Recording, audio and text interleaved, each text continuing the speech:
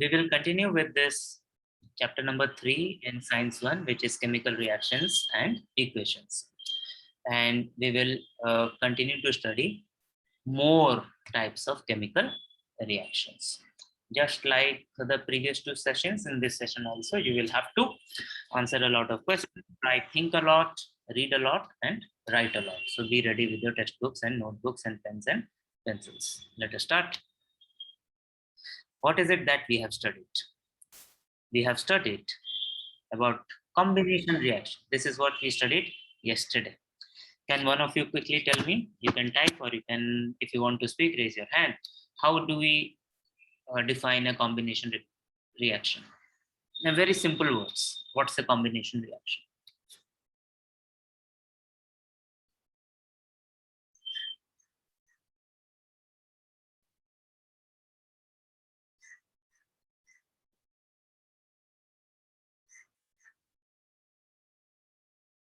Very good. Correct answer. Multiple correct answers in the chat. It's multiple reactants, one product. Multiple reactants, one product. Correct. We also studied about another type of reaction, which is called a decomposition reaction. Tell me quickly, what is a decomposition reaction? In very, very simple words, simple terms. No fancy definitions. Okay, getting the correct answers in the chat. It is correct. One reactant, multiple products. Always when we are defining a reaction, let us try to first mention about the reactants, because the reaction starts from the reactants, left to right. So first, let us always mention the reactants and then mention the product. So if you are talking about combination reaction, we will say multiple reactants, one product. If you are talking about decomposition reaction, we will say one reactant, multiple products. Always reactants first. Good. This is how we will study today in the next 2 hours, or slightly less than that. We will do some practice. We will learn something new. What are the new things that we will learn? We will study about displacement reactions, double displacement reactions, endothermic reactions, and exothermic reactions. And towards the end, we will try answer more and more questions. That is why you will need your pencils, pens, notebooks, and textbooks. Let us begin with the first practice. And the next 2 questions are about what we have already studied. We have studied yesterday. And the next 2 questions that are coming to your screen now are from the textbook. Now, when you are answering those questions, you are allowed to look at the textbook, you are allowed to look at the notebooks, you can. But think properly, write the answer first in your notebook and then share. First question. Simple fill in the blanks. When electric current is passed through acidulated water, dash of water takes place. Fill in the blank. Just one word. Write it in your notebook first. Get the spelling correct.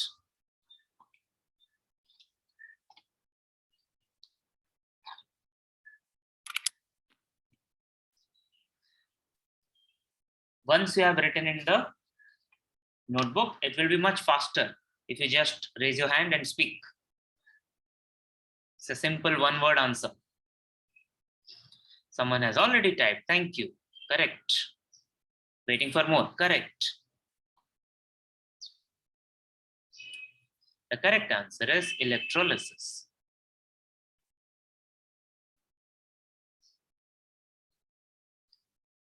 Right? Because what is happening here? When we pass electric current through water, and of course this cannot happen when the water is pure, it can only happen when there is some impurity in water which will make the water a conductor. And that impurity can be an acid, it can be a base, it can also be a salt, but it has to be an ionic compound, okay? So that it dissolves in water, producing positive and negative ions that will help conduct the water, conduct the current. And when it conducts the current, hydrogen and oxygen, they separate. It's a decomposition reaction. Electro comes from electricity, Lysis means breaking down. So this is called electrolysis of water. Good. Be ready for the next question. I will have to clear the screen. Yeah, next question coming to your screen.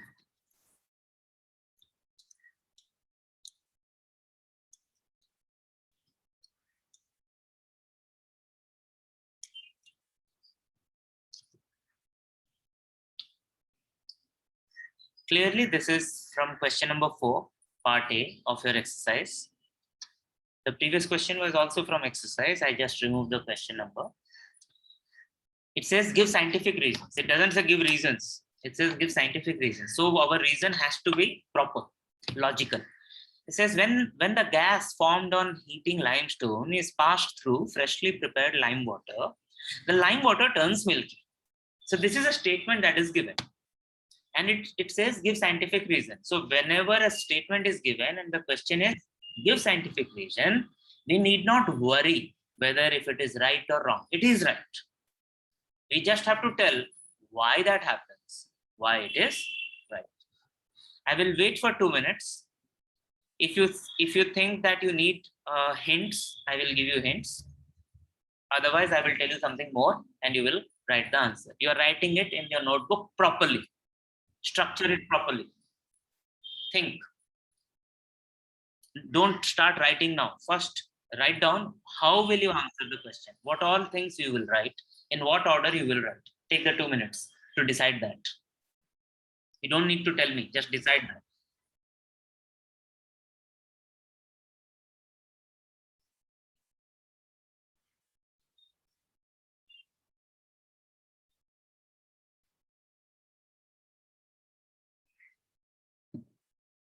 Give me a thumbs up when you think you are ready. How you are going to write the answer.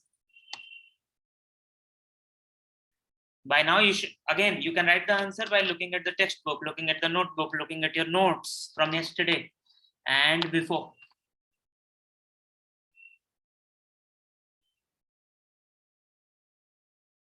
What part of the chapter is this from? What is it talking about? What is this gas, limestone? Waiting for your thumbs up. If you think you know how you will write. You are not writing yet. Okay. Now, I think this is how you should write.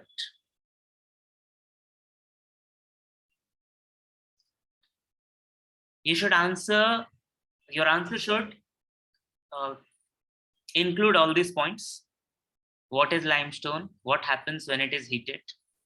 The equation representing that, what happens, what gas is formed, what is lime water, what happens in the second reaction. If we can include information about 1, 2, 3, 4, 5, 6 points, then our answer will be complete, right? Your time starts now.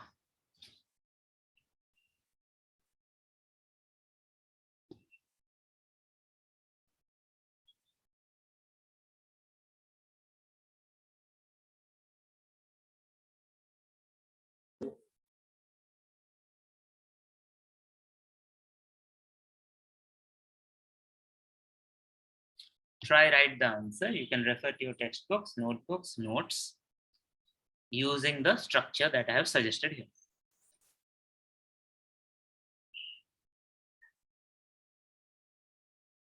Should not take more than 5 minutes.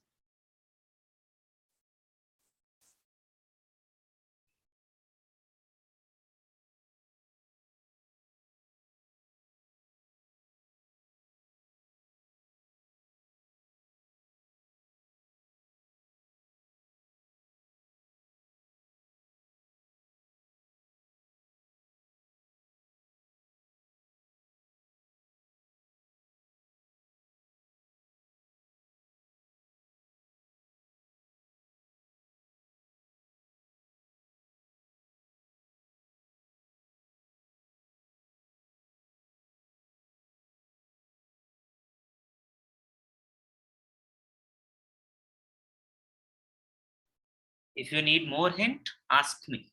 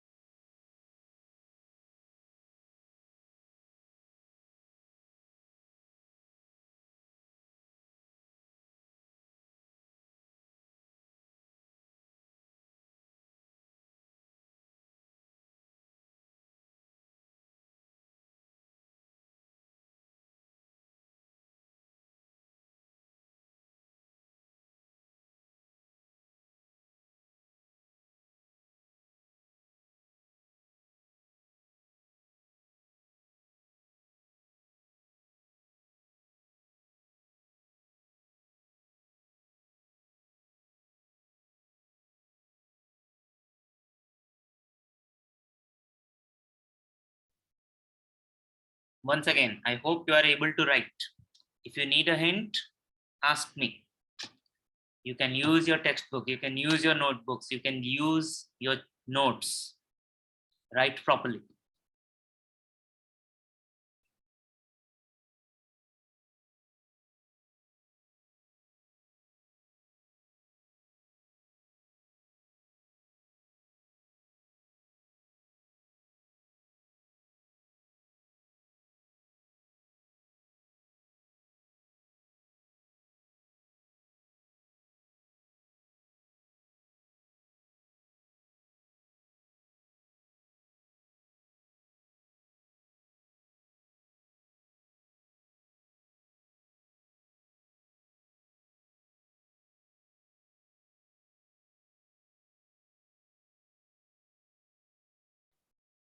This is a long answer. We will not waste our time trying to type it in the chat. Let's not do that. Write it properly in the notebook. Take a picture, send it to me on WhatsApp.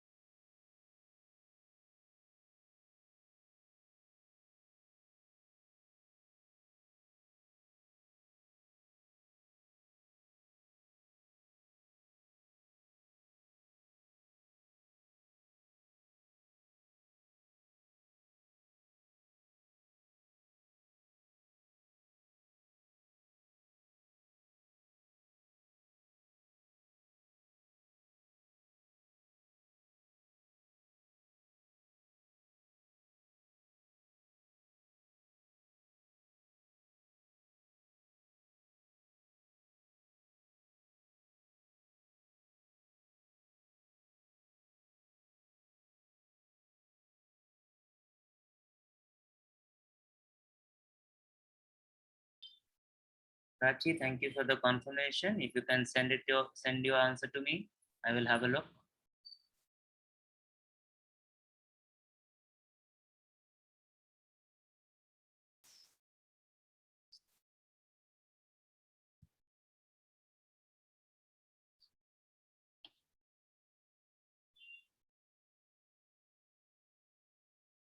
Five minutes are over just now.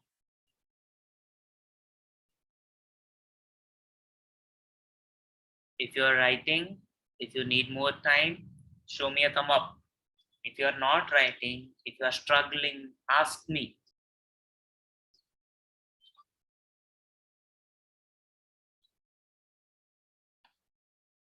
Okay. Waiting. Prachi, I'm checking your answer. Sahil, if it is done, send it to me.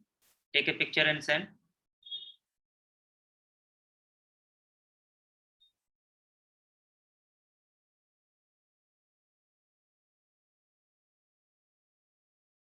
Very good, Prachi.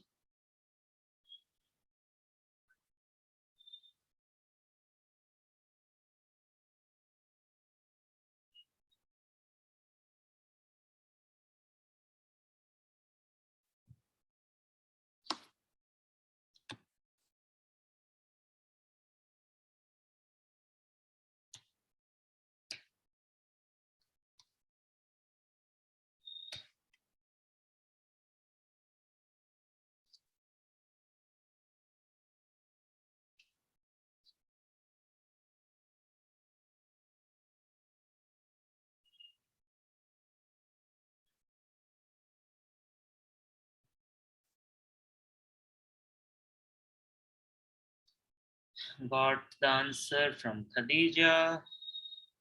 Checking.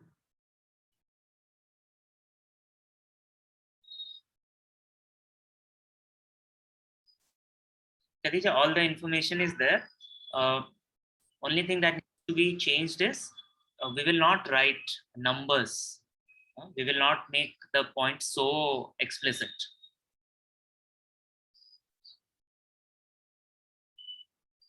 Checking Alfia's answer.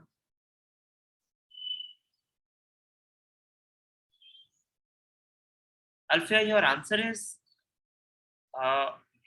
is there, but your answer is not elaborate. Your answer would have been elaborate if you had included these 6 points.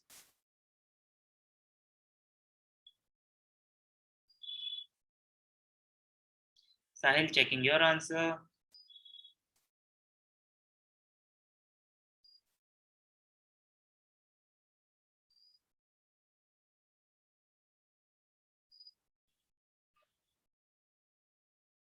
I'm surprised, Sahil, that you could write so much. I really don't know how you have done it, but good, you are able to do this. However, certain elements are missing. Sahil.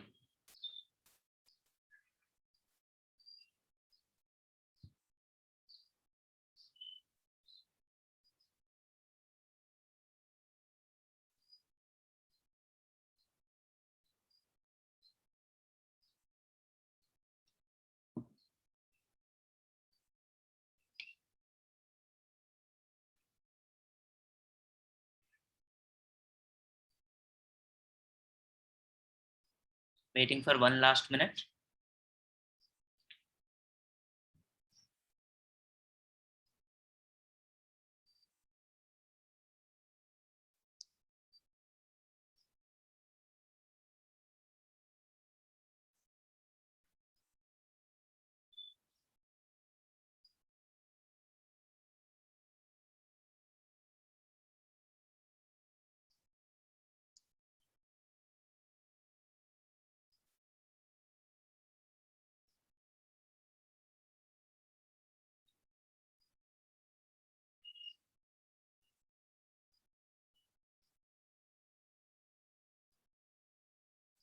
No one has asked for any help. Only Prachi, Khadija, Alfia, and Sahil Kadam. They have replied. Okay. Pay attention to the screen.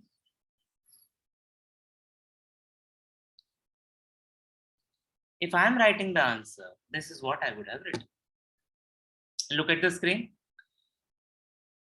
First line, limestone is calcium carbonate, decomposes when heated to form carbon dioxide gas. The reaction is CaCO3 in solid form.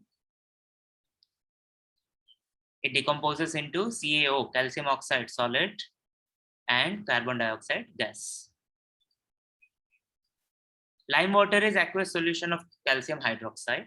Carbon dioxide reacts with calcium hydroxide to form calcium carbonate. The reaction is CO2 plus CaOH whole 2 producing CaCO3 and water, H2O.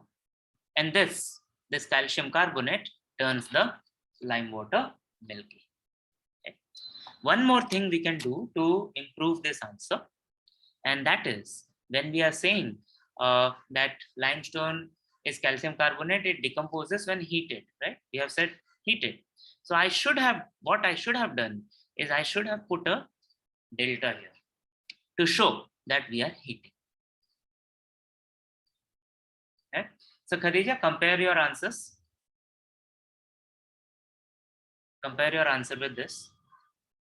Don't put numbers in front of the sentences.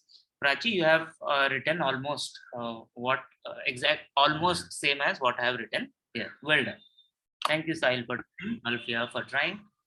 Those are good answers. I hope next time more students will answer. Are we ready to move ahead?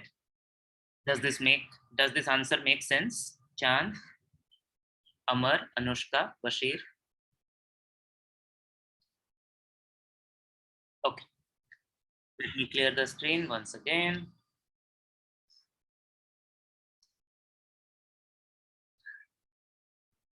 And move.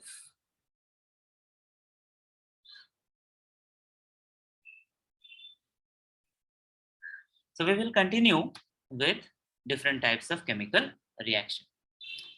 Just remember that we looked at the complete list of different types of chemical reactions that we are going to study in this chapter. There were 10 that I had listed yesterday. First is combination. We have studied this. Second one is decomposition reaction. We have studied this also.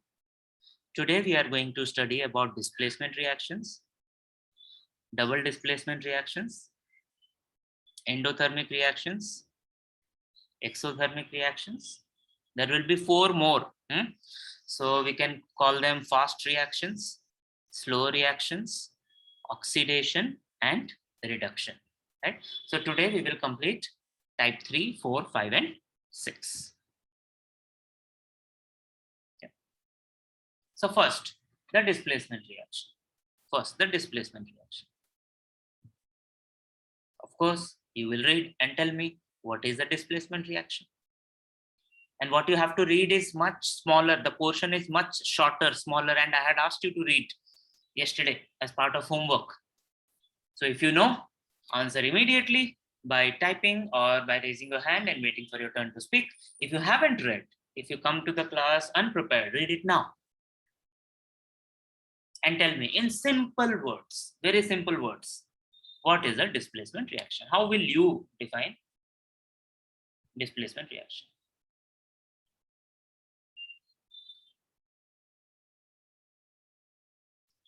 While we are discussing, Karthik, I have received your answer. Khadija, I have received your correction. Thank you.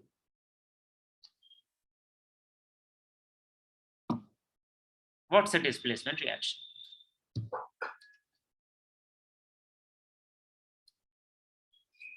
Karthik is saying 2 or more products are formed from a single reactant. Really? Is that a displacement reaction? Read carefully. On which page are we on in the textbook?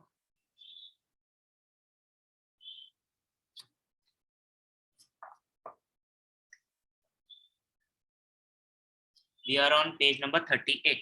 Correct, Chan? We are on page number 38. It's a small paragraph. What is a displacement reaction? This was homework, right? Yes, it was homework. Reading 2 pages, 38 and 39.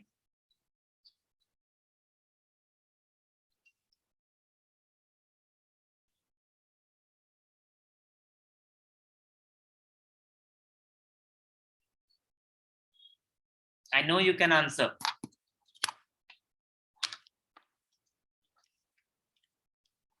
Don't disappoint yourself. Figure out the answer. Tell me.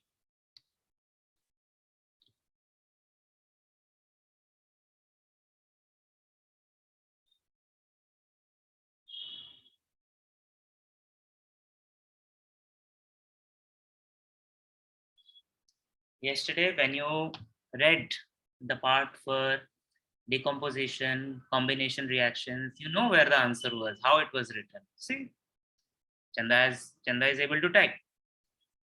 Right? So Chanda is saying in displacement reaction, there is a displacement. What is the displacement? Displacement of ions of one element by other, right? And what happens in the displacement reaction is, in place of ions of less reactive element, ions of more reactive elements come and sit. Place of ions of less reactive element is taken by ions of more reactive elements. Should have been elements. Let me make the correction right away.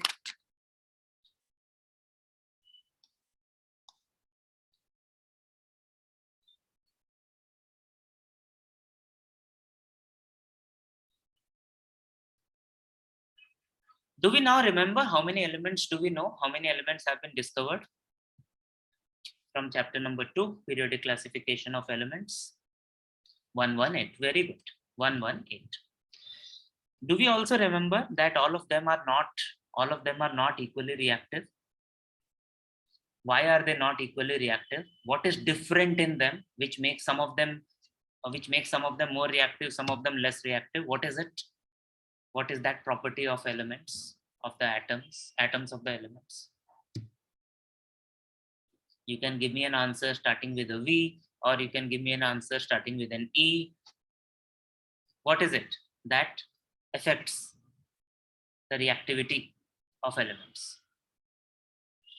The properties, the chemical properties of elements. Connecting to chapter number 2. Excellent. You are able to give me both answers. Very good. So what we are talking about is valency and electronic configuration.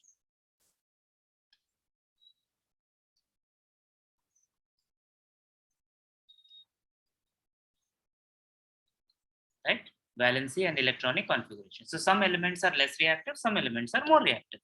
So what happens in the displacement reaction is more reactive element takes place of the less reactive element.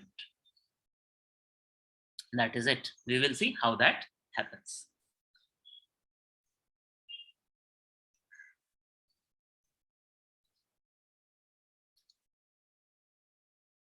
Very simple example.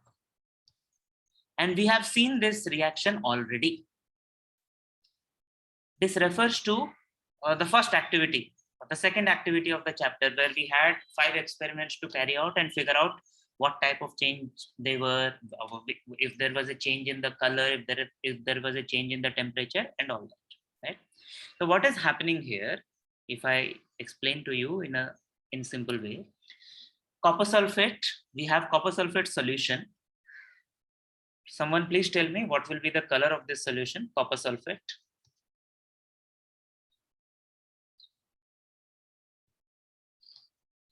You are such a smart class. I need nothing. I don't need to do anything. Correct. So copper sulfate is blue. When we add zinc powder, solid zinc to it, the reaction that happens is zinc sulfate solution is formed and copper separates out. See what has happened here. This zinc has displaced copper. So copper goes out, zinc comes in.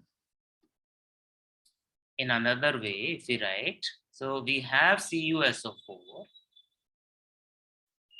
zinc comes in, pushes copper out. So we are left with SO4 and zinc itself sits here. So copper is being displaced by zinc, or copper is being replaced by zinc. Now, if I ask you, if we get a little bit more technical, which ion is replaced? The element that is replaced is copper. Yes, correct. Which ion? If the question is which ion?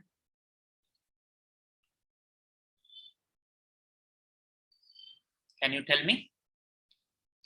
Which question can you answer first? Can you answer the elements wala question first, or can you answer the ions wala question first? Let's try question with the elements question first. If in this reaction, it is very clear that zinc is replacing copper. Zinc is replacing copper. So tell me which is the more reactive element, which is the less reactive element. Tell me which is less reactive.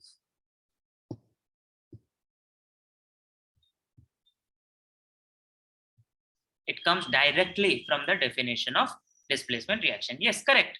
Copper is the less reactive element because it has been replaced.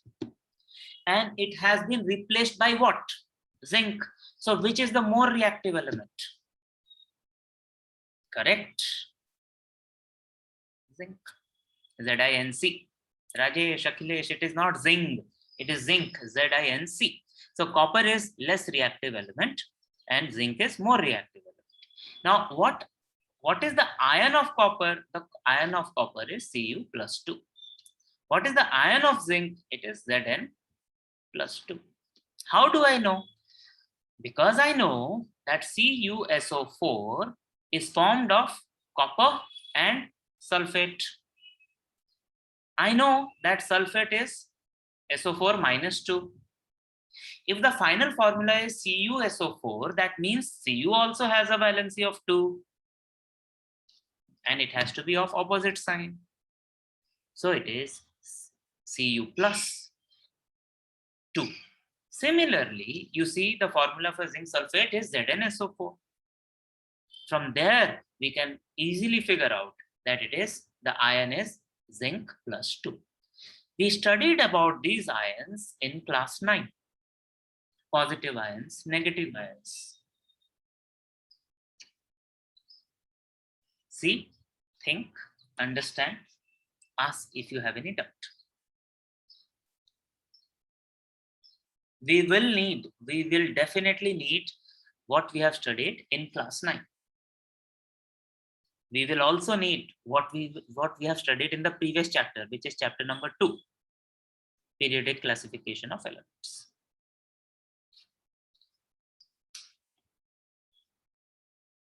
Is it making sense? Will you be able to answer the next question? Okay, can we move? Okay, moving, but before that, I will have to clear the screen.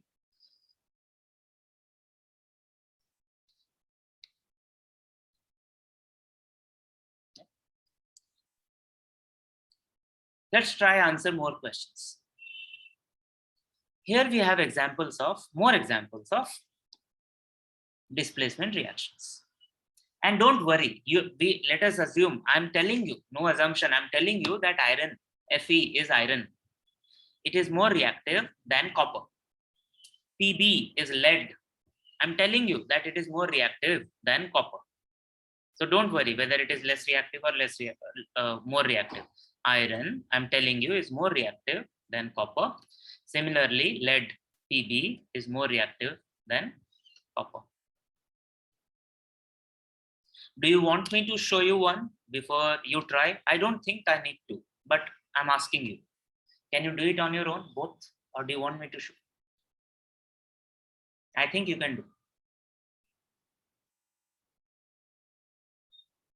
Do it. I'm not showing it. Do it.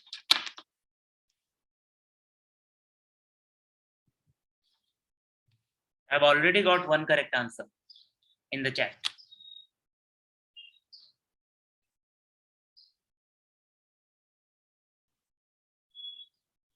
Two correct answers, three correct answers in the chat. See how easy is this? 4 correct answers in the chat.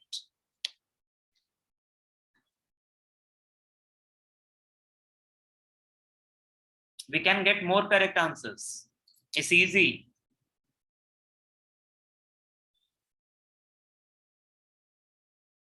We are just playing. Someone is coming in, taking the place of someone else. That's it. Who is coming? Who is going? 5th correct answer. Very good. 6th correct answer. Excellent. 7th correct answer. 8th correct answer. See, you can answer. And now one wrong answer is come. And it's a very, very easy question. Let me show you how to do. What needs to be done.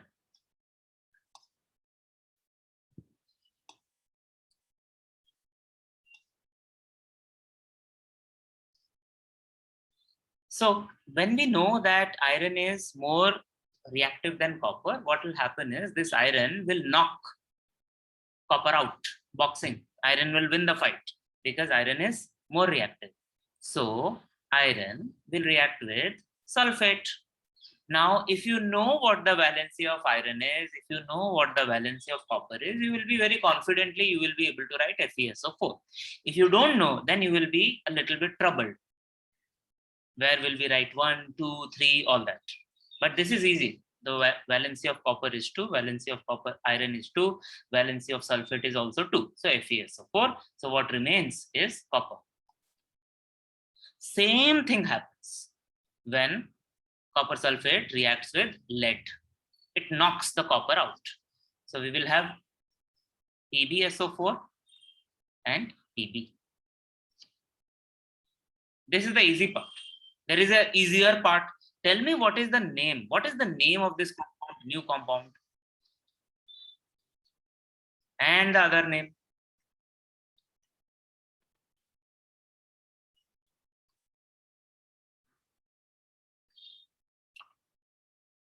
Oh, see, sir made a mistake.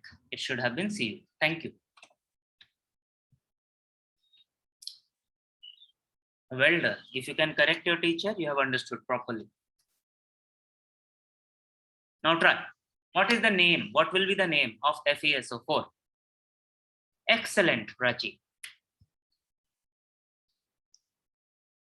Now, though, if you know the radicals again from last year, I hope you are able to recall what I'm referring to. There was a pink color page with 2 columns of information: basic radicals, acidic radicals. Right? That is what. Right? I've got some smart answers also from Khadija and Karthik. So Prachi is saying it is ferrous sulfate, FeRrous SULPHATE. Karthik and Khadija are saying it is iron sulfate. Guess what? All are correct. We can call it ferrous sulfate.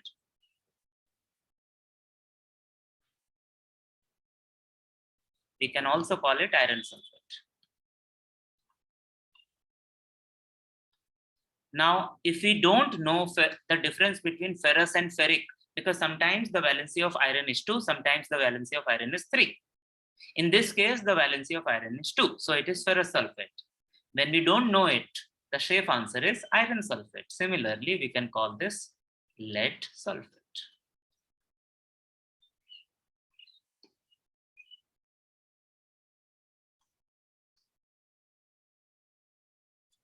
Waiting for you to see, think, understand, ask if you have any doubt, or confirm that we are good to go. You have answered the question, so I believe you have understood.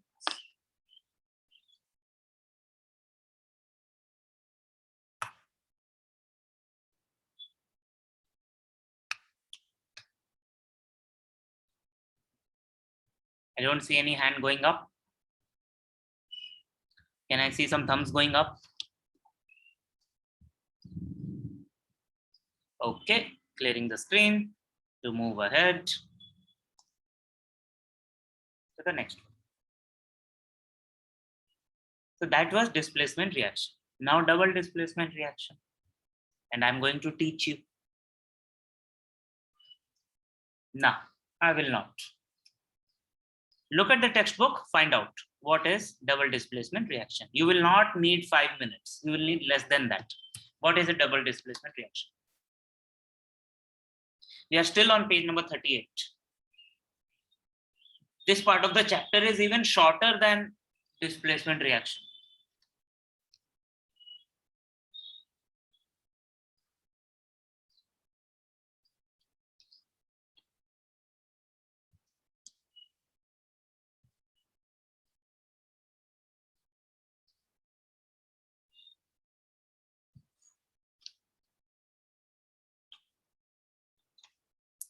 Excellent. One correct answer in the chat. There can be more.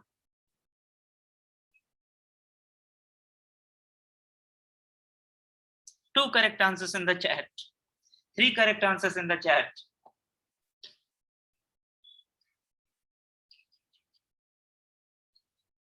Let us study in a way that very soon you will not need me. You will be able to study on your own. And I will sleep. Come on, people. More.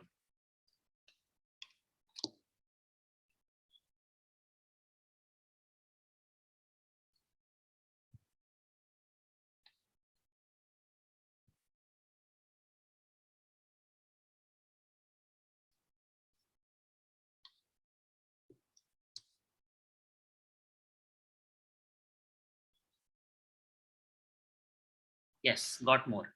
Good. So what is happening in double displacement reaction is ions in the reactants are exchanged. In the previous reaction, what was happening was a new ion was coming in, taking the place of the old ion. Now what is happening is the ions are getting exchanged. इसका उसमें उसका उसमें change हो गया. It's like 2 brothers changing their rooms. That's it. And a precipitate is formed. Correct. and a precipitate is formed. Precipitate is something solid that settles down in the solution. That is it. Let us look at an example to understand this much better. We know this example already. We have looked at this example in much detail, and you have told me use of silver nitrate. It is used in indelible ink for the water sink. It is also used for cuts and wounds. The same reaction. Now see what is happening here. We have silver nitrate and sodium chloride on the reactant side. Try remember the names. And we have silver chloride, which is a precipitate, white precipitate, and sodium nitrate on the product side. See what has happened. Silver is joined with nitrate. Sodium is joined with chlorine or chloride ion. If there is an exchange, what should happen? They should join and they should join. And that is exactly what has happened. Silver chloride, sodium nitrate. Metals form one kind of ion, non-metals form another kind of ion. Positive and negative. The ions are exchanged. We can also say that sodium is displacing silver, silver is displacing sodium, and that is why there are two displacements. That is why this is called double displacements. Double displacement, right? That is it. I've already given you the answers. Now you tell me the answers. What are the different ions in the reactants? This is the only answer that I have not given you properly. So let us start from the bottom one, which is, what is the name of the precipitate?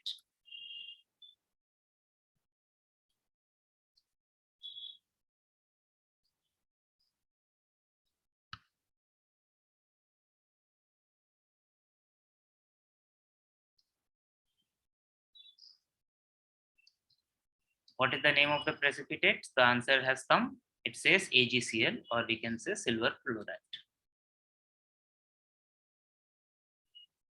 What is its color? White. Very clear. And how do we know it is a precipitate? This arrow. This arrow tells us that it's the precipitate. The reactants are, I've already told you, silver nitrate and sodium chloride. Similarly, on the reactant side, on the product side, we have silver chloride and sodium nitrate. Can you tell me the ions, please? Tell me the metallic ions. It's not difficult. It's not difficult. This is a very easy question. You see, there is no 1, 2 anywhere. Silver is silver, nitrate is nitrate, sodium is sodium, chloride is chloride. Very good. Very good. First correct answer. Silver is Ag+. Very good. Give me the other metal ion.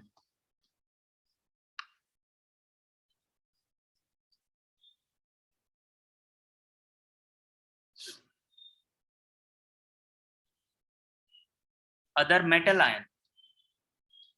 Ion will always have a charge on it, Arti. Cl is a element. If we include the charge that chlorine will have after losing or gaining, thank you, Anushka, correct answer. The other metal ion is Na+. I'm sorry for this. Fixing this. Na+, correct. These are the metallic ions. Which are the non-metallic ions?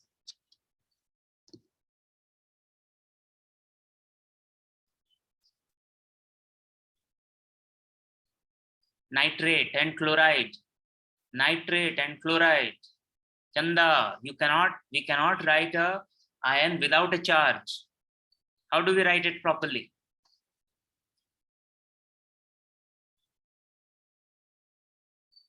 It's easy. If you have got the metallic ions right, there is no way you cannot get the non-metallic ion wrong.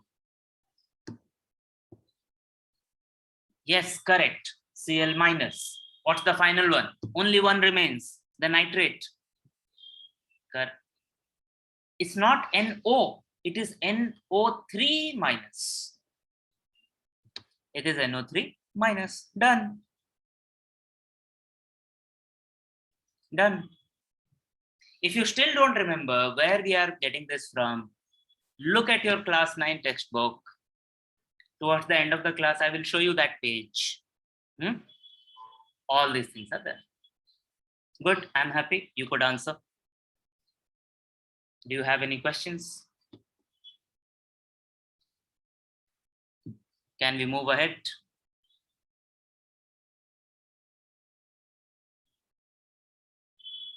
Okay, clearing the screen.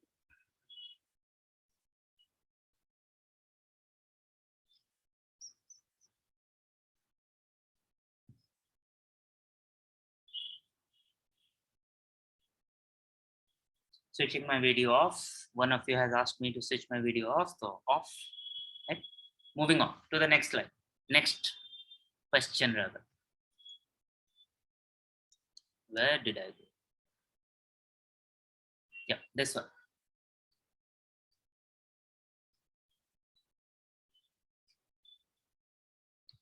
We are looking at another experiment, another reaction. We are adding potassium chromate solution. We are adding potassium chromate solution to barium sulfate solution. Barium sulfate solution. First of all, tell me, do you think we have seen this before? If yes, then where did we see this before? On which page?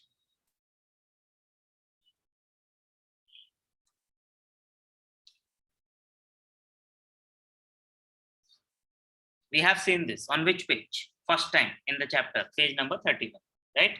This is activity, try this wala experiment, and third point there. Correct, yeah. Thank you for helping me. Right?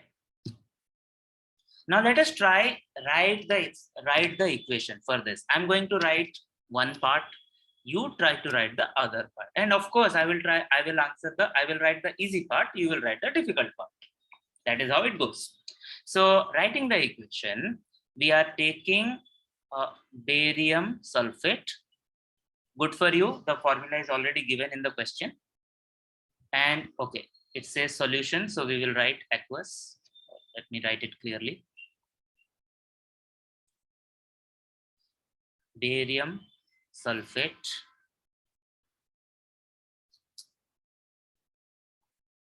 Writing it again. Barium sulfate aqueous.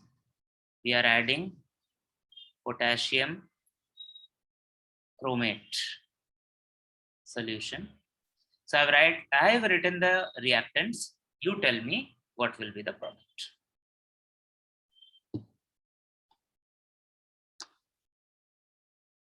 Once again, no rocket science. You know what we are studying, what type of reaction we are studying. So what will happen? What will happen?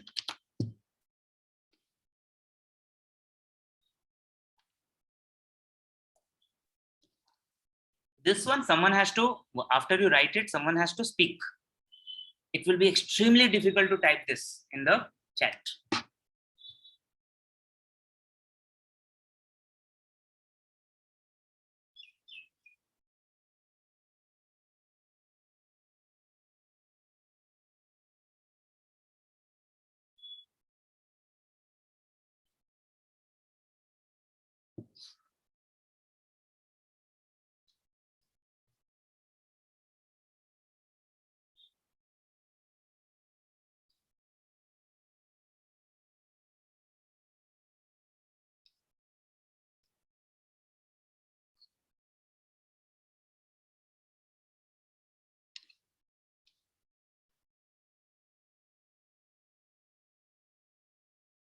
I know you can write. You are able to write. Very good. So the one first product has come in.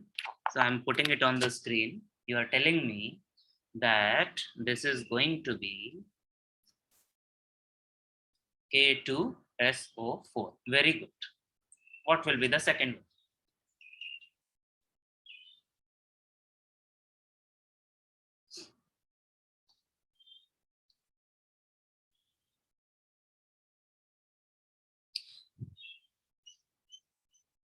Fiza beta, where are you getting this NaCO? There is no sodium, there is no carbon here.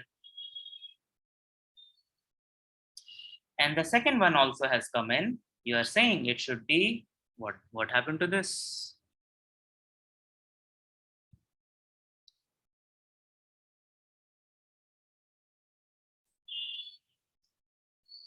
You have given me the correct equation. You are telling me the second part will be BaCrO4, and you are correct. BaCrO4. It's correct. Right? So if this is barium sulfate and if this is potassium chromate, of course, this will be potassium sulfate and this will be barium chromate. Okay? I will not trouble you here. I will tell you that the color of the precipitate will be yellow. You have not done the experiment, so you will not know. There is no way you can know what the color of the precipitate is. But I would challenge you to guess and tell me which one will be the precipitate, K2SO4 or BaCrO4? Which one will be the precipitate? Which one will precipitate? Barium compound or potassium compound? Yes, Anushka, we can write barium chromate first and then potassium sulfate. Yes, it doesn't matter. Khadija is saying, Chand is saying that potassium sulfate will be the precipitate. All of you are saying potassium sulfate will be the precipitate. I think I know why you are saying that. I think you are saying potassium sulfate will be the precipitate because I wrote that first, right? But no, the answer is wrong. Barium chromate will be the precipitate. Barium chromate will be the precipitate. Generally what happens, the heavier element settles down, the heavier element sediments, the heavier element precipitates. So if you look at the periodic table, you will see that barium is heavier than potassium. So barium chromate will precipitate with a yellow color. So name of the precipitate would be barium chromate.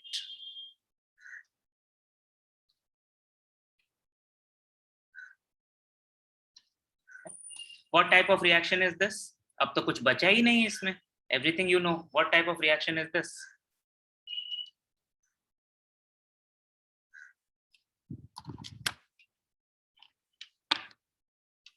This is a DD reaction, double displacement reaction. Good. Remember what I said. Usually the heavier element makes the precipitate. So if we know the periodic table, if we know the order of the elements, it will help us. If we don't know, it's okay. It's okay. But if we know, it helps. Right? So while we are studying this chapter, keep a track of all the information that we are getting. That will help us go back to that previous activity and complete all those 5 rows. I told you we will go back to that table and complete it. So don't lose this information. Checking. Is this clear? Do you have any questions?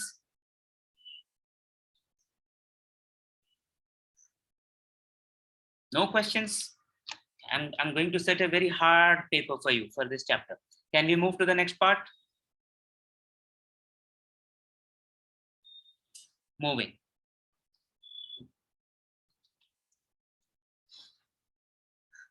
This table you have already seen. We have already solved part of the question. So what we will do now is quickly complete the matching. And when we are completing the matching, quickly in your textbooks, number them and write the short answers in your notebook. You will write the full answers later. So we will name them as 1, 2, 3, and 4. Then A, B, C, and D, and finally say P, Q, R, and S. What we have already completed is AgCl, that is number 2, matches with D, matches with decomposition. R. The other thing that we have completed, if I remember correctly, was this one, fourth one.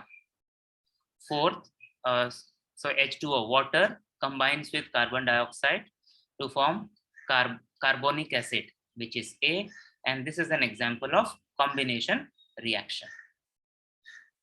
Now we have studied displacement and decomposition reaction, so complete the matching. And tell me the answer in terms of 1A, 1, 2, 3, 4, A, B, C, D, P, Q, R, S in the chat.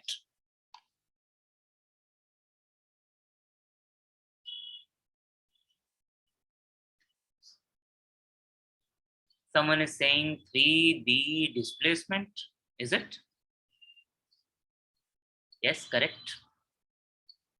Someone is saying 1C3. What is 1C3? But there is no 3. 1C, yes, but it is not 3. Correct, Anushka. 1C and double displacement, right? Yeah. So if I write the answers on the screen quickly, this was easy. I know you would do it without any problem, right? So the final two answers will be from 1. So it is barium chloride reacting with zinc sulfate.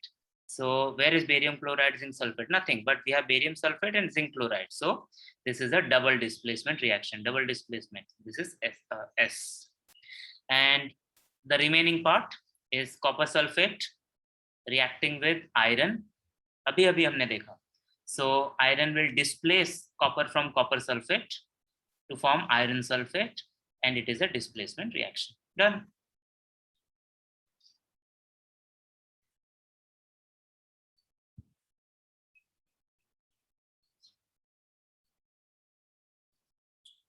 Okay, or you still have any doubt here? Raise your hand if you have a question. If you don't have a question, very good. Karina also replied. Akhilesh Rajesh have replied. Very good. Fiza has replied. Okay, moving on. Clearing the screen now.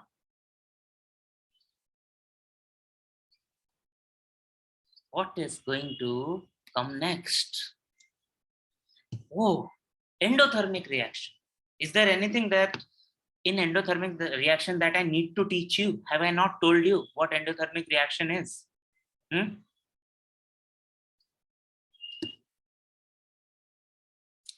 Heat is absorbed. Heat is absorbed. Endo, we are taking the heat in. Heat is absorbed. Agreed? Not agreed? Is there any disagreement? This we have studied. This is not where I will test you. I have other places to test you. Be ready. Now, if you look at an example of endothermic reaction, we can consider this one. We know this already. We started the class today with this. We are taking limestone, we are heating it. It produces quicklime. It also produces a gas which is carbon dioxide. You know this. Why is it an endothermic reaction? Because we have given the heat. It is absorbing the heat. So this is an endothermic reaction. I know you know this. Challenge is this. Can you write the same equation with the same information, but without using the word heat? How will you write it? You have to write the same equation. You cannot lose any information, but you cannot use the word heat so fast. And you also know how to type these things also. One correct answer. Two correct answers.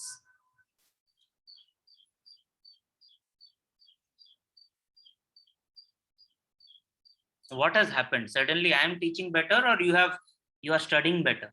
You are studying better. I am teaching as bad as before. Khadija is saying, I've sent it on the WhatsApp. Okay, I'm checking. Correct, Khadija. Right? Yes, your answers are correct. It's very, very simple. If you don't write the word heat, right? Either we write like this or we just put a triangle. on the arrow, or we can use the word heat on the or below the arrow. All this is fine. Okay? That's first. Now here is the bigger challenge. Here is the main challenge. What will be the change in temperature? Remember, what did we do? We took calcium carbonate on in a test tube और हमने उसको गर्म किया. We provided heat to it. What will happen? Temperature बढ़ा होगा, कम हुआ होगा, क्या हुआ होगा?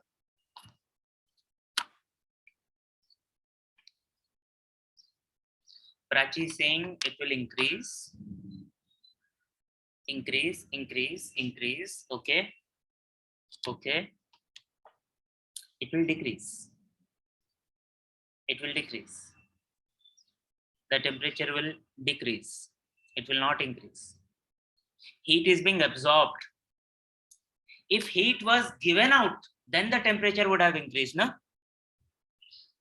अगर हमको पानी गर्म करना है, तो हम उसको चूल्हे पे रखते हैं. So when the gas is burning, it is releasing heat, and that increases the temperature. Here we are giving heat, so the temperature has to decrease. Is the logic making sense? The temperature has to decrease. Good. Remember this. It's not very intuitive. It is counterintuitive. It's an endothermic reaction where we are giving the heat, but the temperature will decrease. The temperature of that system will decrease. Always remember this. Any doubt with this logic? I'm going to test it again very soon. Can we move?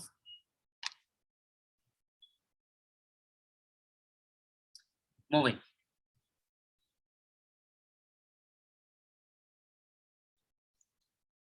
Exothermic reaction. Once again, there is nothing for me to teach. You will tell me what will happen in exothermic reaction. What is an exothermic reaction? In endothermic reaction, it is absorbed. What happens in an exothermic reaction? Heat is released is correct answer. Karthik, heat is absorbed from outside. That is endothermic reaction. Endothermic is when the heat is absorbed. Exothermic is when the heat is released. Okay. Heat is released. If we look at an example, very common compounds. We have quicklime, water, calcium hydroxide. Who will come out of mute and tell me two other names of calcium hydroxide, or at least tell me one name? You should be able to give me two names of CaOH2, calcium hydroxide. Give me two more names. Okay, one answer has come as lime water. Correct. What can be the other name?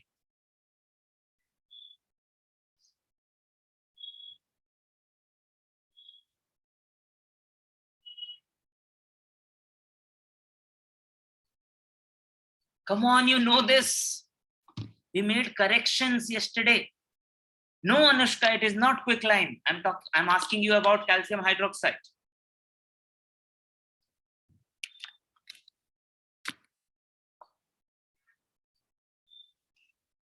CaO is quicklime. Correct. Slaked lime. Either we call it lime water. So when we take a solution of calcium hydroxide, it can be called as lime water, or it can be called as slaked lime. We made this correction yesterday. Don't forget. Okay. Again, if I ask you to write this reaction without the word heat, how will you do it?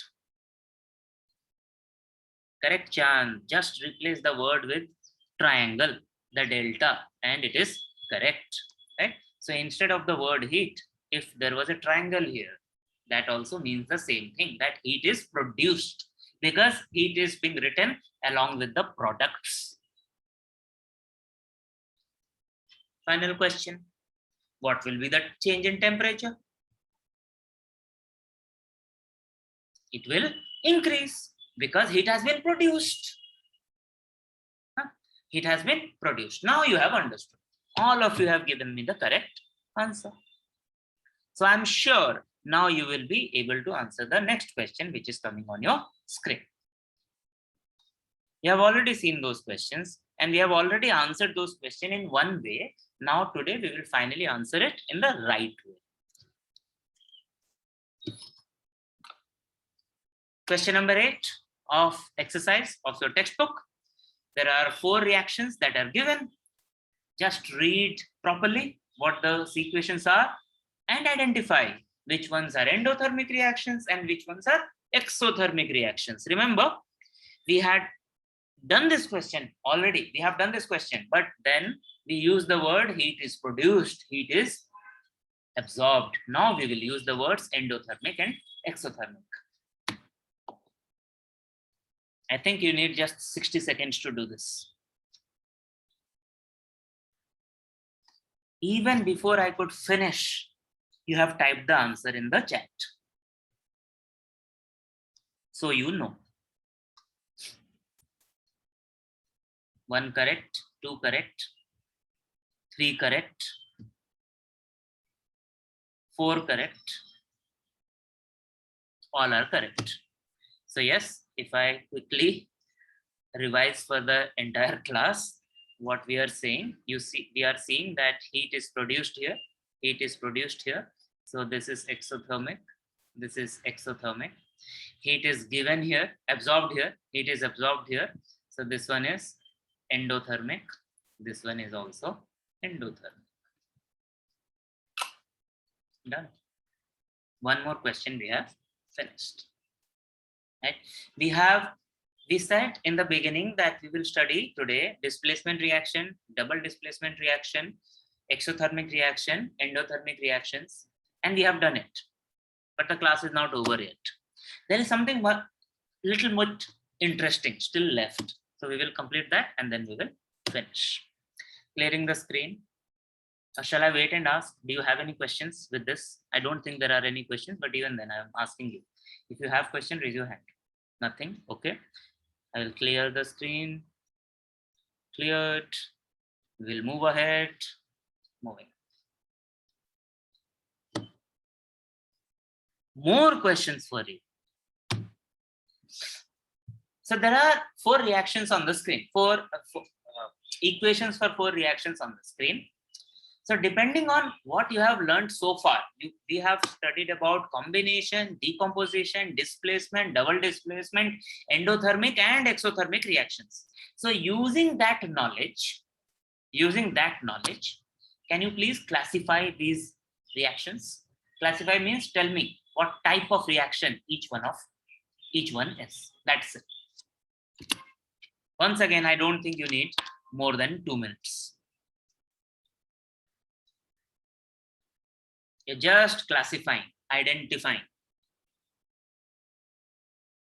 Combination, decomposition, displacement, double displacements, endothermic, exothermic. We know about 6 different types of reactions.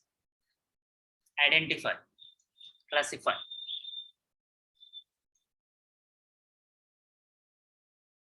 Very good, Fiza. First one is correct. Aman, first one is correct.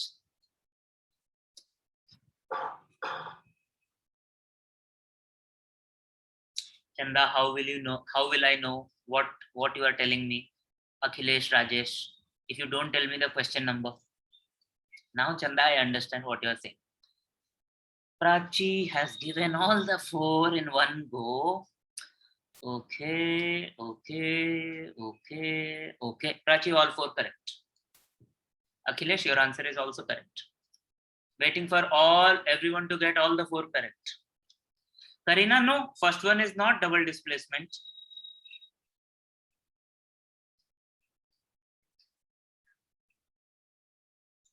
Chand, is there a reaction which is called composition? Fiza, second one is correct.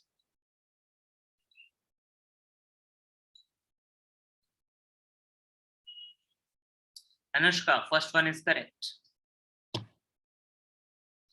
Yeah, now your answers are correct.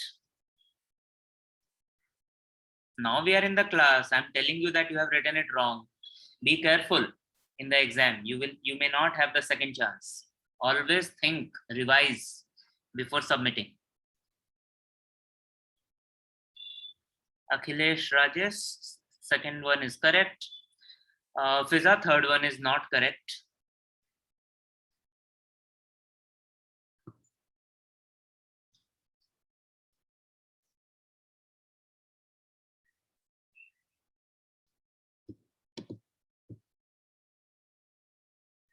Chanda, fourth one is correct. Aman, second one is correct.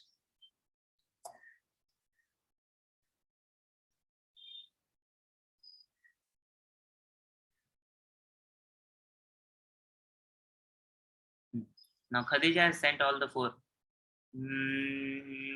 Correct. Anushka, fourth one is correct.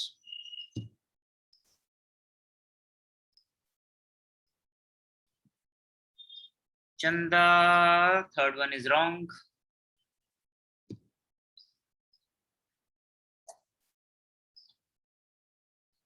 Actually, this is a question from the textbook only. This is a question directly from the exercise. I've changed the question a little bit to use it for today.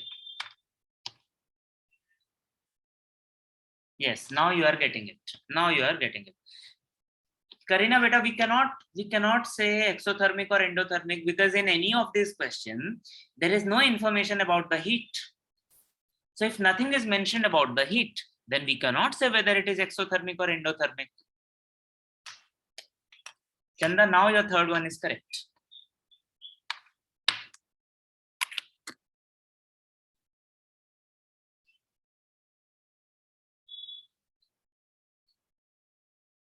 Most of you have got the answers right. I'm writing it on the screen. See and be happy. In the first one, iron is combining with sulfur. Iron is combining with sulfur to form one product. So this is combination. Combination reaction. In the second one, silver oxide, Ag is silver. Silver combining with oxygen. Silver oxide. It breaks down, it decomposes into silver and oxygen. One reactant, multiple products. So this is a decomposition reaction.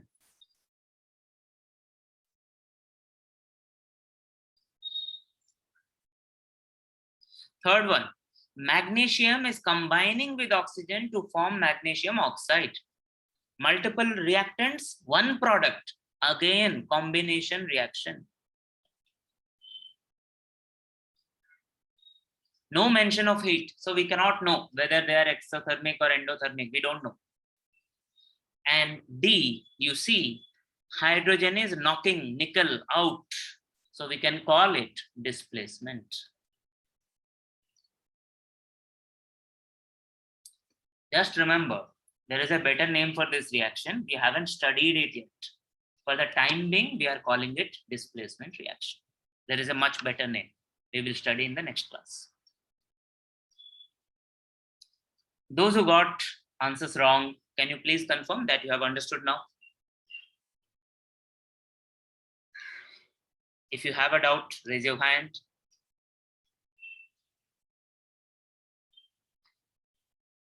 Okay. So I guess we can move forward. So I will clear the screen. And we will move forward. The last part of the session. And this part of the session is not about reactions. It is about something else. You will tell me what it is about. Okay? You'll tell me what it is about. Be ready. Pay attention. Hear carefully. Listen carefully. See carefully. Sir भी बड़े बदमाश हैं. पढ़ाने से पहले ही सवाल पूछ लेते हैं.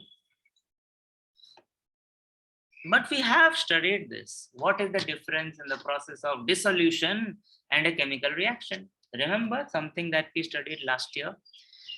We talked about a situation कि we took water in a beaker.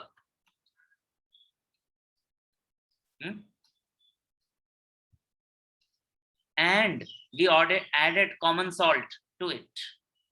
Common salt is NaCl. What happened when we did that?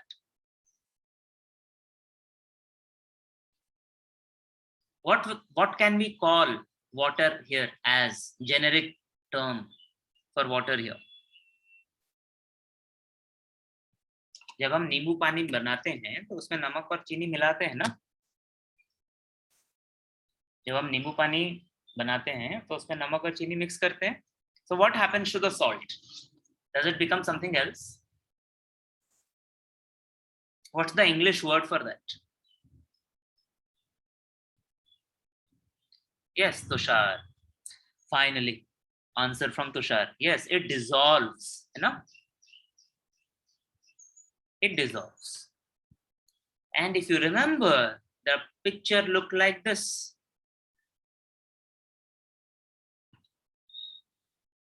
Now you remember.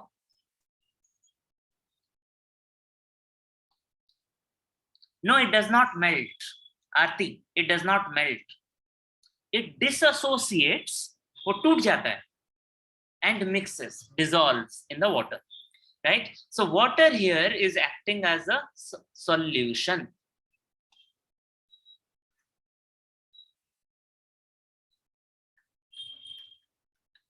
And NaCl is acting here as a solute.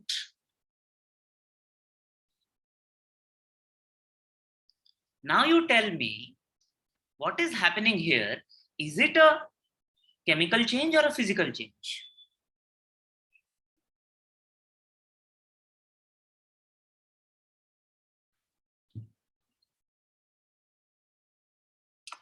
Is it chemical change or physical change? We have studied this last year.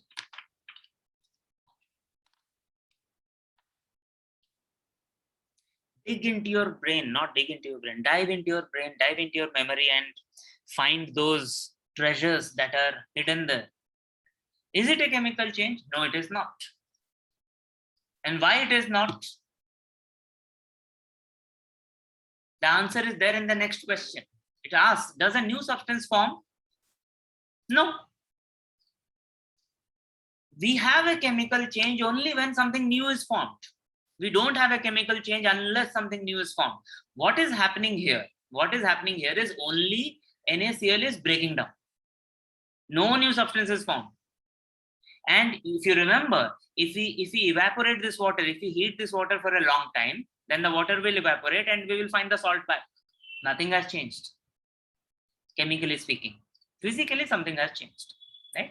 So this is a physical process. This is not a chemical change. This is not a chemical reaction. This is a physical process. Okay? So that is where the answer to the first question is. The first question asks, what is the difference in the process of dissolution and a chemical reaction? And we answered it last year, that in dissolution, just maybe the bond breaks and the ions are a little far apart from each other. But new bonds are not formed. In case of dissolution, new bonds are not formed. Whereas in a chemical reaction, bonds are broken and new bonds are formed. And those formation of those new bonds results in formation of products, new products. Correct. Khadija is answering, no new substance is formed in the dissolution. In chemical reaction, a new substance is formed. Correct. And why is the new substance forming? Because new bonds are forming. That is the difference. Breaking of bond is definitely happening here also, right? But new bonds are not formed. Convinced? Not convinced?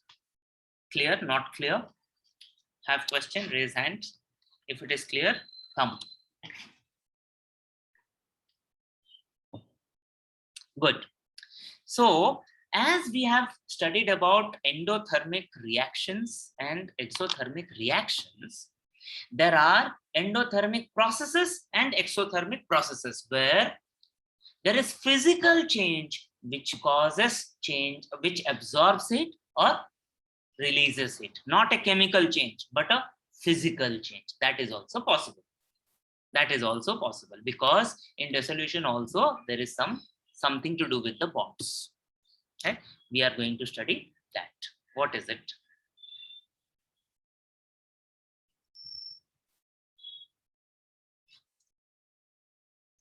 So endothermic process is a little different from endothermic reaction. In endothermic process is a physical change. How is this similar to endothermic reaction? Just like endothermic reaction, here also the heat is absorbed. Have you seen the ice melting? When does the ice melt?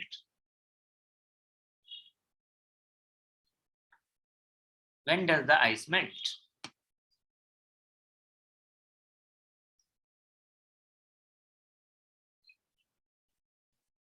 Waiting for your answers. How do we melt the ice?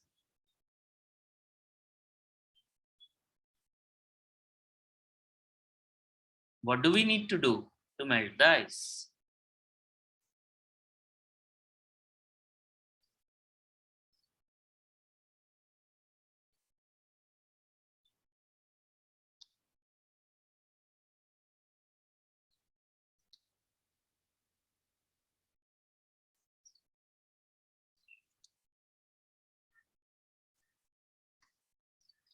So many of you have replied, we have to heat it, right?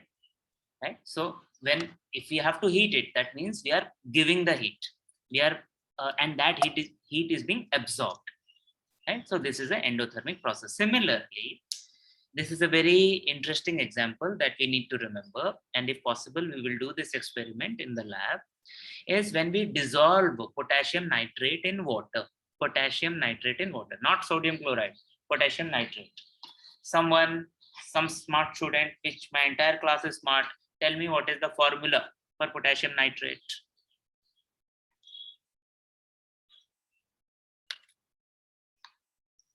Right? I was right. My class is smart. You have already answered and answered correctly. It is KNO3. Potassium is K. Nitrate is NO3. Right? So if you write it in the ion form, K plus NO3 minus. So potassium nitrate is KNO3. Now you are becoming independent.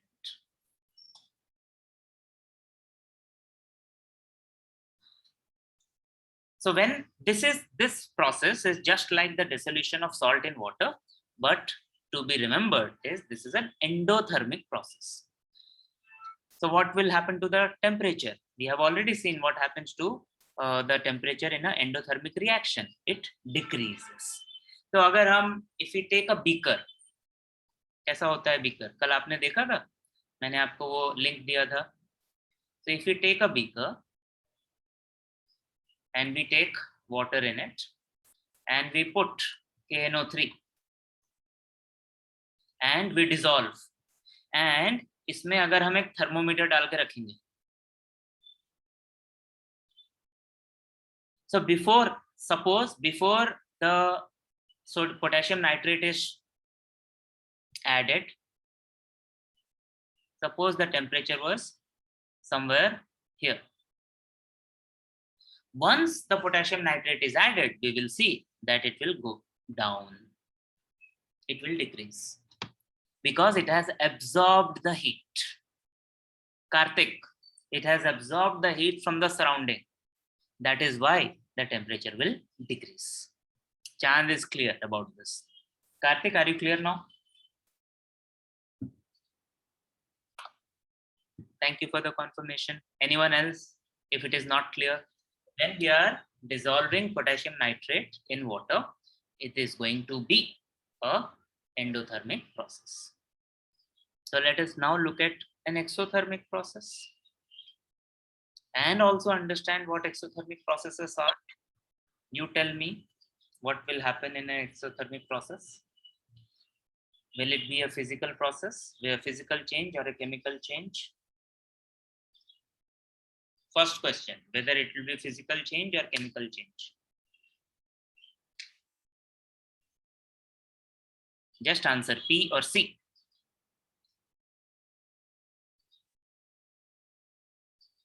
A P or a C? Exothermic process. We are not calling it exothermic reaction.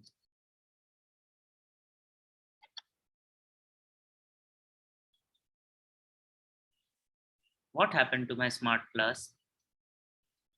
Exothermic process, is it going to be a physical change or a chemical reaction?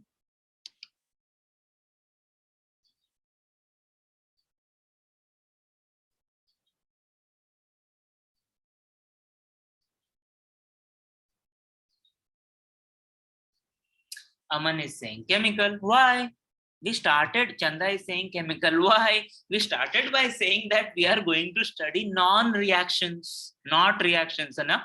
So we finished for today. Whatever chemical reactions we had to study, that is done. Now we are talking about physical changes. So one physical change we studied was endothermic. Now we are going to see exothermic. So when we say process, it is a physical change. Okay? So it's a physical change in which the heat will be released. Heat will be released. You give me the first example. Remember what the example was for endothermic process. Now you give me the example for exothermic process. If melting of ice is an endothermic process, what will be an exothermic process? Milta julta usse. Related to what? Very good. Perfect answer. Perfect answer. Freezing of ice. Freezing of ice. Correct. And if we take a little bit more complicated example, if we take sodium hydroxide and we dissolve it in water, remember what we dissolved in the previous example. We dissolved potassium nitrate. Now we are going to dissolve sodium hydroxide. And I hope we are able to do this experiment in the lab.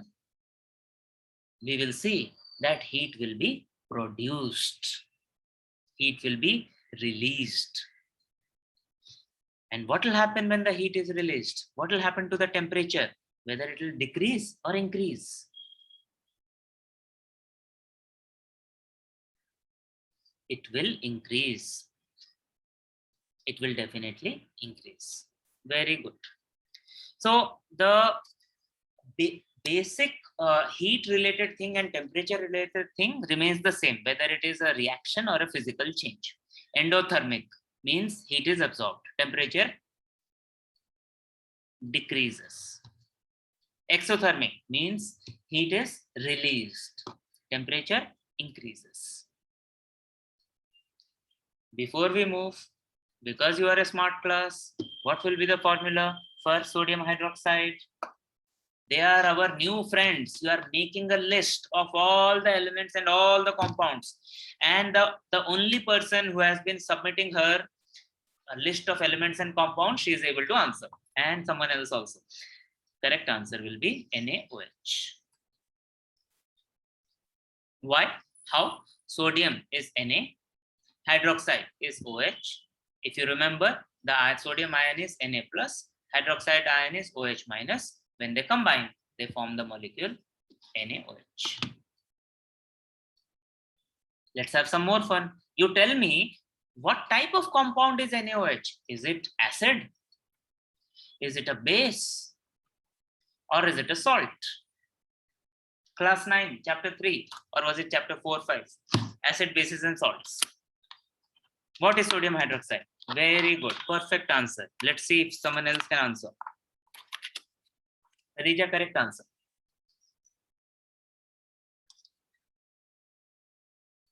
Prachi, correct answer.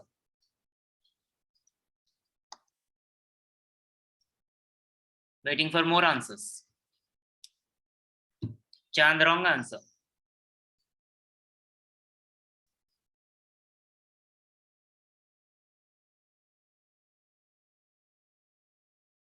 I was telling Chand last night that he was sleeping entire year last year.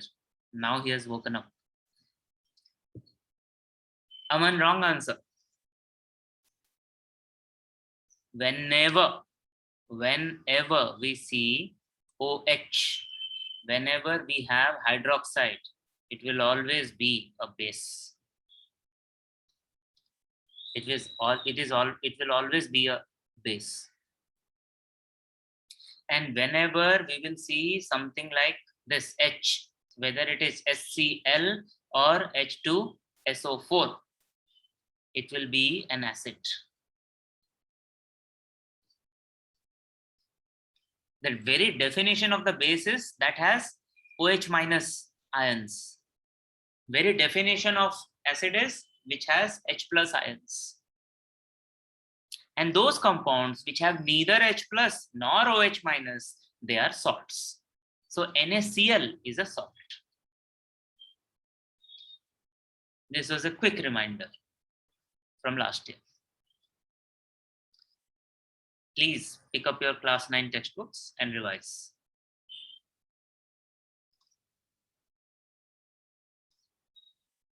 Moving on for today, for this year. Very, very interesting question. Question number 4, part C. This says give scientific reason.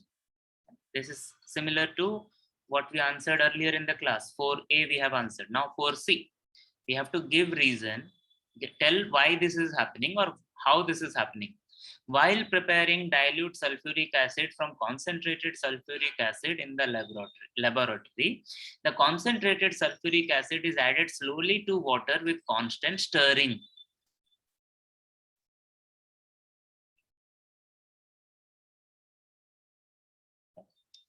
Dilute, patla, more water. Concentrated, gadha, less water. So while preparing dilute sulfuric acid, sulfuric acid is H2SO4. I'm giving you a lot of information and I'm going to ask you a question. Sulfuric acid is H2SO4. Dilute will have more water in it. Concentrated will have less water in it. So of course, we will start with the concentrated one and keep on adding water to that to get dilute one. So the question is, when we are doing this, हम धीरे धीरे क्यों करते हैं? Why do we do it? The concentrated sulfuric acid is added slowly. With what? And constant stirring. Stirring means to dissolve. जैसे हम coffee बनाते समय या अगेन नींबू पानी बनाते समय we use the spoon and stir the liquid ताकि जो हमने solute उसमें डाला है वो घुल जाए. Why do we do this? Find the answer in the textbook. Tell me where the answer is.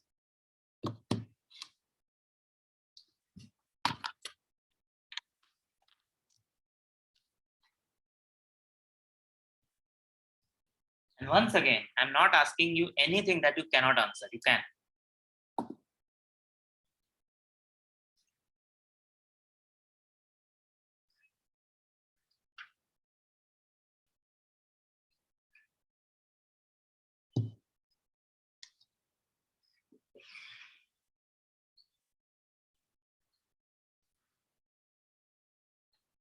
Once you find, tell me where it is. Once you tell me where it is, read. Once you read, understand. Once you have understood, explain. Thank you, Chanda. Thank you, Prachi.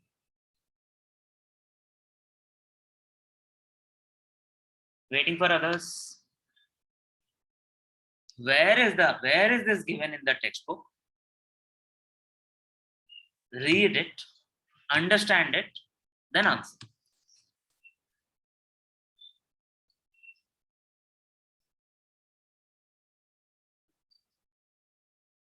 Prachi, you are going to explain this answer to the entire class, so be ready to speak.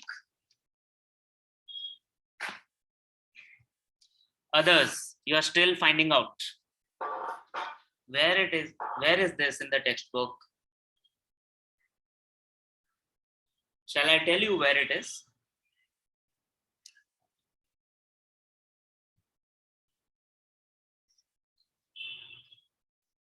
It's okay, Prachi. We will enjoy the noise in the background.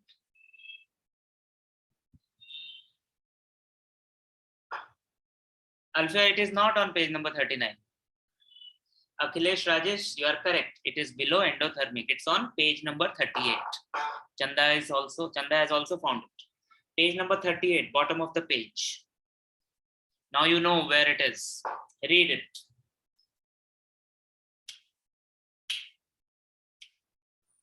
Correct, Aarti. Page number 38, bottom of the page. Read. Understand. Tell me what you have understood. The answer is given right there.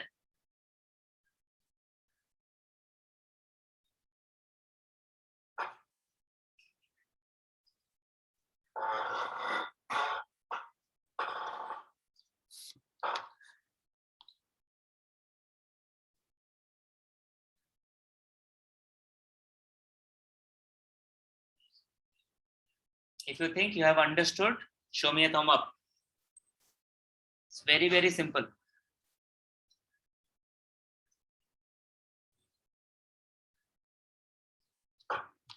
Good to see the thumbs going up.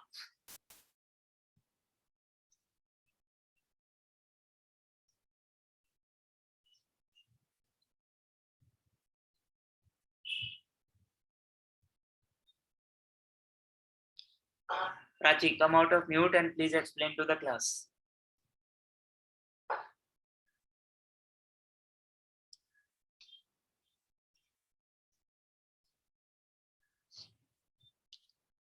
You can unmute yourself.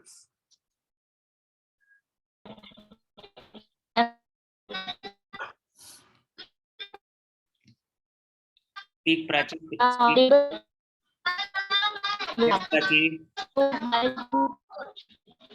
While preparing a dilute sulfuric acid, in the laboratory, the concentrated sulfuric acid is added slowly to water with constant stirring, because if we pour the sulfuric acid directly into water, it produces. Prachi, we have lost your voice. Sorry. Khadija, can you come out of mute and answer?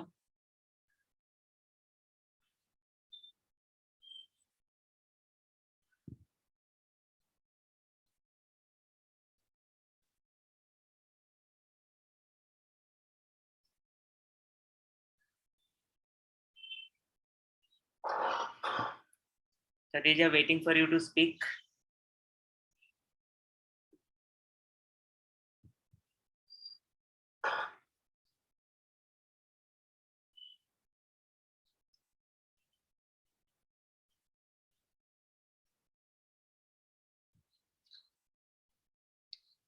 Okay, we have some interesting answer coming in the chat. Akhilesh, Rajesh, whoever is there, can you please say what you are saying instead of typing? Can you please speak?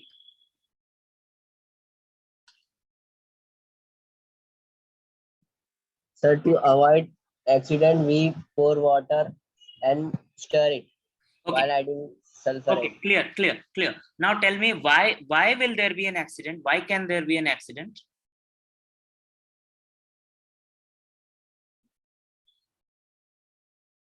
What is that fear that we have? Heat. Say it again. Heat. Heat. Yes. So what Rajesh is saying is the reaction between sulfuric acid and water is an exothermic reaction. It releases a lot of heat. So if we add a lot of water at the same time, it will produce a lot of heat. And that may be harmful. That may cause accident.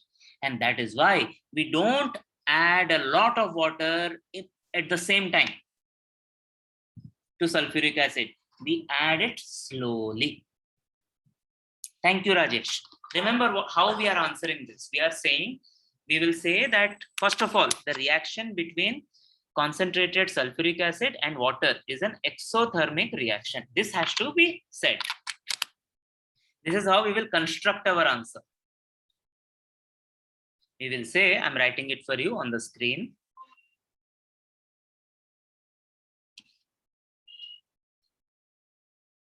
First point we will say, if I'm able to write, let us see if I'm able to write.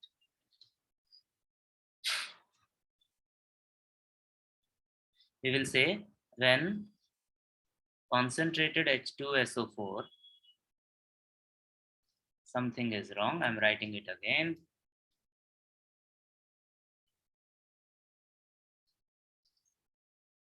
concentrated H2SO4 and water. When this reaction happens, it is an exothermic reaction. This is one sentence that we will say, right?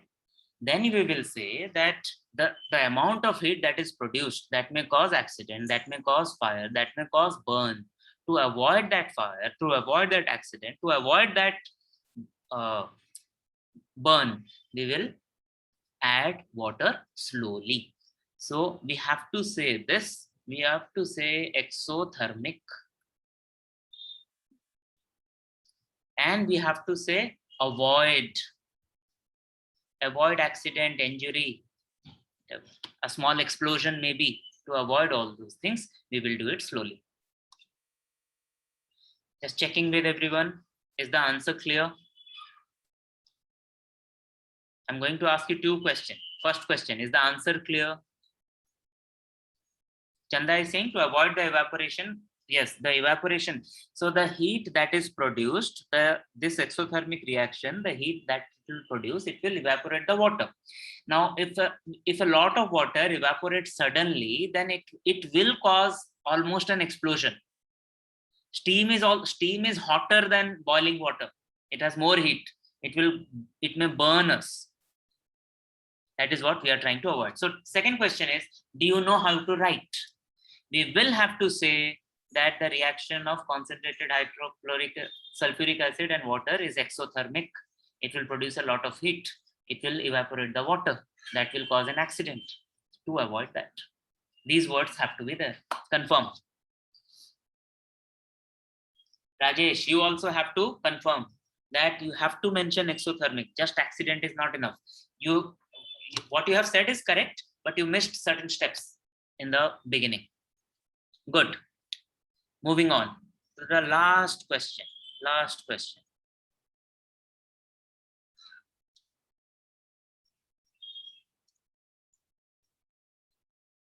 Last question. This is another direct question from the textbook. It is in the exercise. Question number 2, part E. Question number 2, part E. Explain the similarity and difference in two events. So what are the two events that we have to compare? Adding NaOH to water and adding CaO to water. Real test, if you have been listening, understanding or not.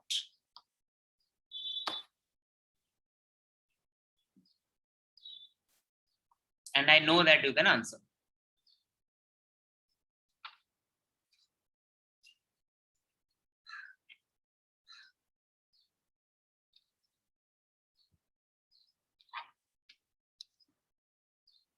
One similarity and one difference, that will be enough.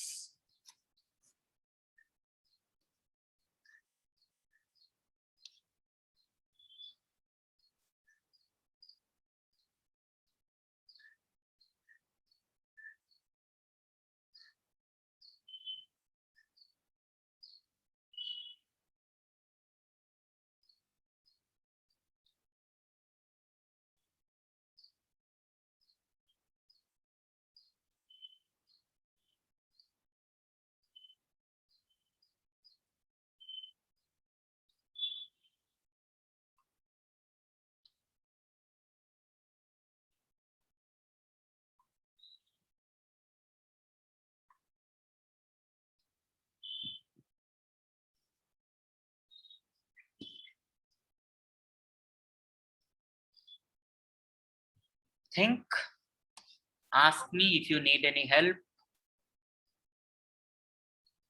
See, someone has been very smart. Yes, Karthik, your answer is correct. So you have got the similarity correct. Chanda,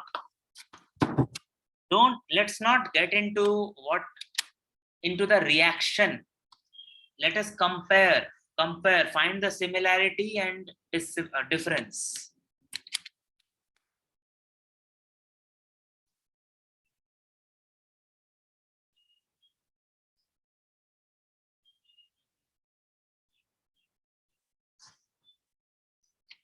I'm going to share Karthik's answer with all of you. I think it will help you. Right? Karthik is saying the similarity is both are exothermic. And I am saying, yes, he's right. What is the difference then?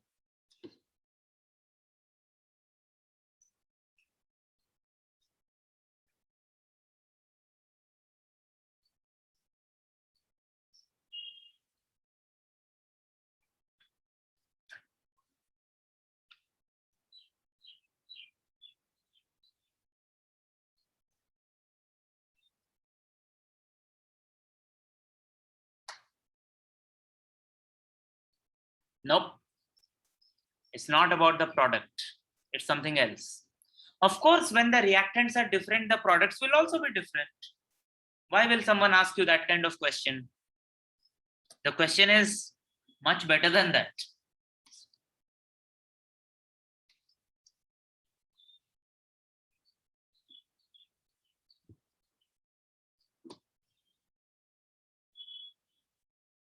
Okay, I will give you another hint, but I will not say anything more than that. Think P, think C. P and C.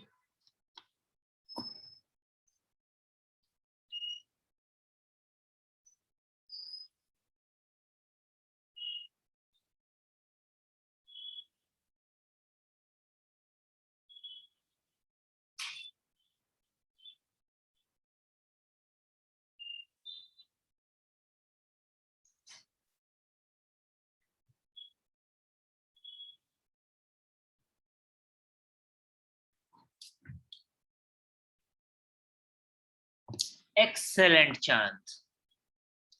Excellent, Chand. So Chand is saying one is a physical change, another one is a chemical change. Excellent, Khadija. She has identified which one is the physical change and which one is the chemical change. Good. So if I combine what Karthik, Chand and Khadija are saying, first of all, we are saying that both are exothermic. How do I know exothermic? Remember what happened when we dissolved NaOH in water? We studied it as an example of exothermic process. At the same time, we studied about this reaction CaO plus H2O. This reaction Chanda told us in the chat also. CaOH whole 2, but Chanda forgot to tell something else. It produces heat. So both are exothermic. The difference is the dissolution of NaOH in water is a physical change, whereas the reaction of CaO with water is a chemical change. This is the difference. पढ़ा ना हमने? नहीं पढ़ा ये? We studied CaO plus H2O producing calcium hydroxide and heat as an example of exothermic reaction. We also studied dissolving NaOH in water as exothermic process. So what is similar? Both produce heat. Both events produce heat. We can say that both are exothermic events. First one is a physical change. Second one is a chemical change. Think, understand, ask you if you have any doubt, confirm if this is clear.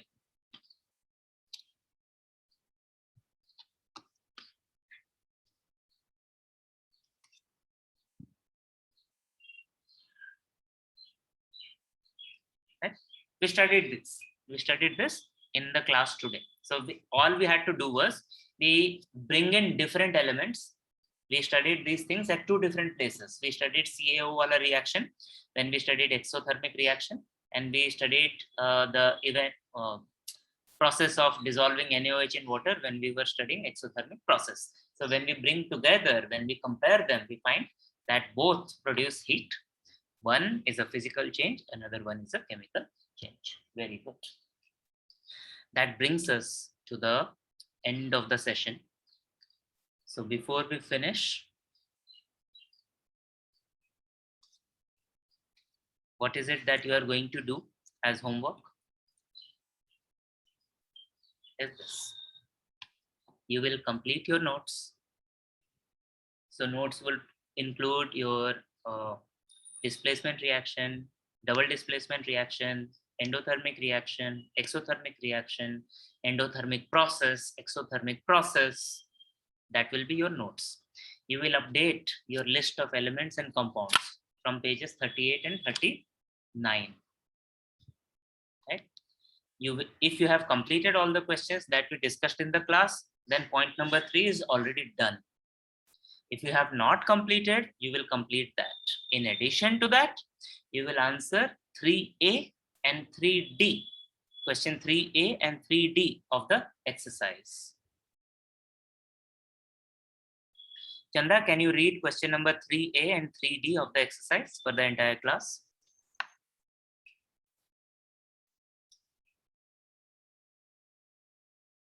(3A and 3D), Chanda.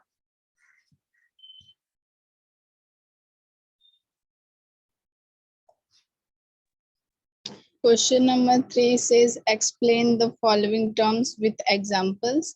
3A is endothermic reaction and 3D is displacement reaction. Thank you, Chanda. And we have definitely studied those things today. So you will be able to write. That is it.